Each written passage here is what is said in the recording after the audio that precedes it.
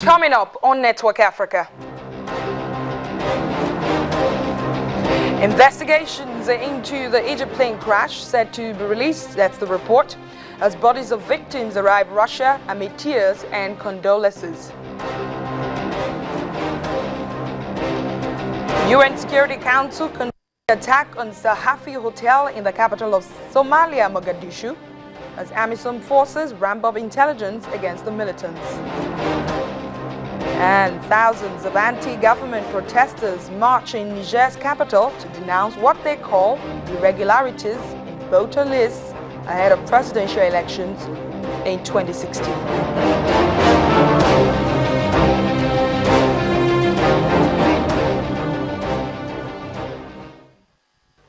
Hello and welcome to Network Africa. I am Adeshewa Josh. A lot happened over the weekend in Africa. Here's a summary of the stories that made the headlines during the weekend. Several Al-Shabaab militants attacked a hotel in Mogadishu, the capital of Somalia, on Sunday, killing at least 12 people before security forces killed all the assailants. The attack started early on Sunday when a suicide bomber detonated an explosive-laden vehicle at the entrance to the Sahafi Hotel, and then several gunmen stormed the premises. 2 blasts went off at the entrance. The battle between security forces and the militants lasted hours. According to the police, a few politicians were inside the hotel when the attack took place. At least 1 member of parliament and a former army commander were killed, alongside some civilians. And in Egypt, it was a sad moment for friends and relatives of the passengers on board the crashed Airbus A321-200, operated by Russia's Metrojet, which crashed in Egypt's Sinai Peninsula on Saturday. The Russian airliner was carrying 224 passengers and crew, and a security officer at the scene said most passengers appeared to have been killed. The Russian airline Metrojet was flying from the Sinai Red Sea resort to St Petersburg in Russia when it went down in a desolate mountainous area of central Sinai soon after daybreak. In Uganda, 2 of the main opposition presidential hopefuls are in talks about fielding a single candidate to challenge Yoweri Museveni in next year's election. Amama Mbabazi, a former prime minister and one-time ally of Museveni, and Kizza Besigye, who has been defeated in 3 previous polls, each boast a solid support base, but may struggle to pose a real challenge if their votes are split. Meanwhile, Mbabazi, an influential figure in the ruling National Resistance Movement, NRM, before he quit the party, has been facing a lot of resistance from the Uganda police during his rallies across Uganda. So also is Kizza Besigye. Ugandan law requires anyone planning to hold a political rally, demonstration or meeting to inform the police, who have wide-ranging powers to stop them if they have reasonable grounds to do so.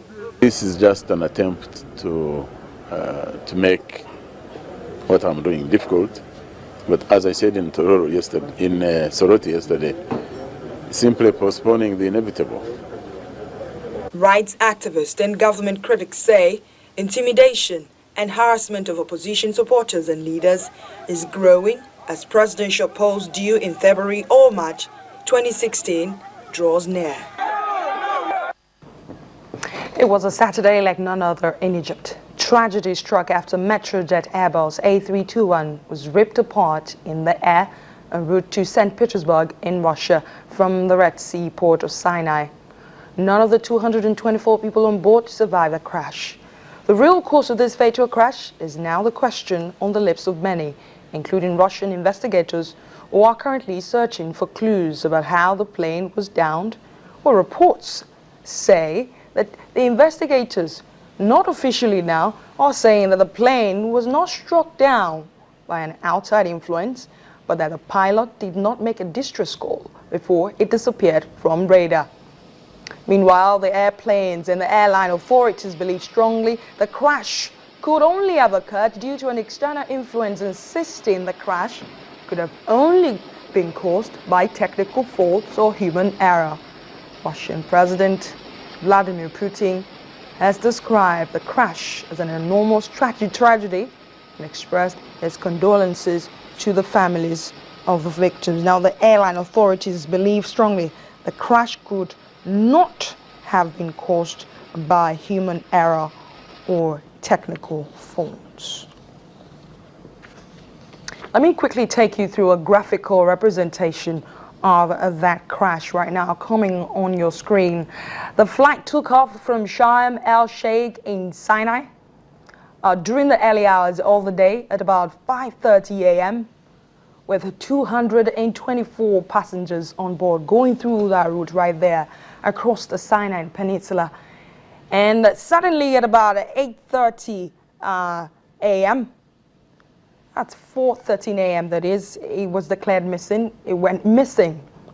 No official communication with the tower at the time. They lost signal right there. And at about 8:30 a.m., Egyptian authorities confirmed the wreckage of Airbus 321 at the Sinai. It exploded right there in the air. All 224 people gone.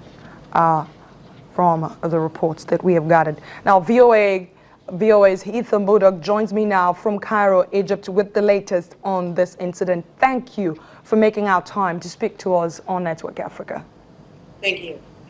What a tragedy it's been. We understand the real cause of this crash is still unclear. What can you tell us? Well, that's true. It has been very unclear. Of course, this just happened on Saturday, so that's to be expected. Today, an official from the airline had a press conference, and what he said, one thing that was pretty extraordinary, as you were saying before, he was saying that that it had to be, what he said, a mechanical or a physical impact that caused this. Basically saying there was nothing wrong with the plane and there was nothing wrong with the crew. So some kind of outside force. His evidence that he presented was that the plane itself dropped 1.5 kilometers in altitude and lost 300 kilometers in speed. I think it was about 20 minutes after it took off, right before it broke apart in the air and then fell to the ground. What he says, and this is coming from somebody that has an interest in what he's saying, what he says is that if it had been a normal set of technical failures that had caused this catastrophe, it wouldn't have broken apart in the air. It would have broken apart as it hit the ground. Right. And that's quite logical to conclude like that. Well, but the Egyptian government is asking for calm and that no one should jump into conclusions. That's been the message from the Egyptian authorities over the weekend. How likely is it for the plane to have not been shut down, really, in the Sinai Peninsula?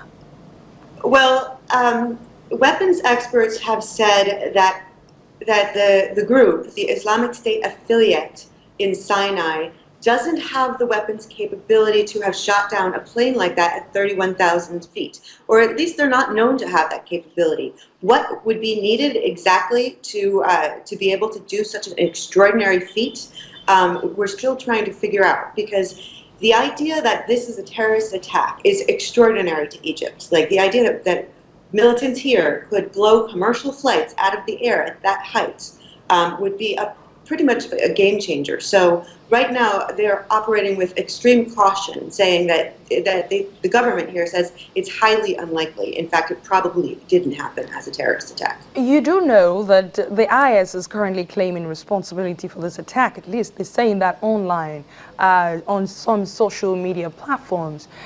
Isn't the Egyptian government aware of what IS is saying? Is there a possibility that it could really be true that IS blew up this plane in the air? Well, the thing is, anything is possible. I mean, the past year and a half have been a series of extreme surprises for the general public from the Islamic State group. So I don't think they can rule out anything. The government has, of course, seen the claims and seen the video that's roaming around there, and says that it's just not true. The one thing that kind of supports their claim is that the video that the group put out, there's no evidence within the video itself that it was actually taken on Saturday or it was actually that same plane.